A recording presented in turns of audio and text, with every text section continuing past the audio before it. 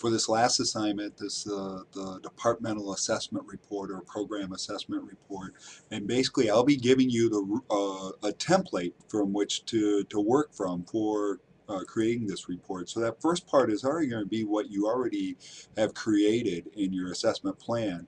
This list of the learning outcomes that you have, and then we'll have the measures and outcomes and results that we have here. So we got you'll have the student learning outcome on this side, and then your measurement and results. So I'm going to give you some mock set of data, some results from which you to reply to. And the idea in these reports is that it should be a fairly succinct discussion of what's taken place. So you'll notice I'll share from our report that our ETS major field test results for this particular year of this report were really disappointing. They're far lower than what we had ever had before.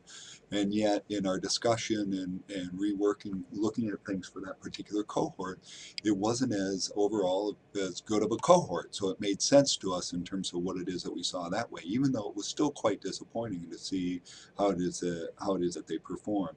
You'll notice for some of these in that particular year, we didn't necessarily talk about the results. I do want you in your report to write in the measures for all of these, even if you don't necessarily have results for every single one, and that's fine. We don't expect, and few accreditation agencies actually expect that you have results every year that a department would every year for each of the different outcomes that you have listed. So I want you to go through that, and then I want you to evaluate the results, write up a brief evaluation related to the result. You don't have much to talk about in terms of the departmental discussions. That's something normally we like to have in terms of the process. And then similar to the other that you did on an institutional level for the nationally normed data, want you to have what would be some actions that you would implement based on your assessment results, and to discuss those. What would you do?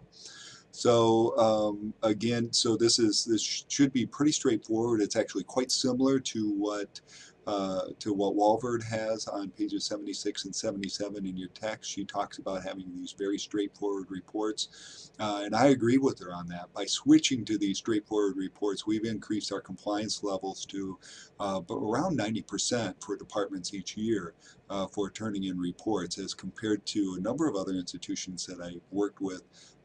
Their compliance tends to hover around 50 to 65%. So it helps quite a bit to have the reports be as concise as possible.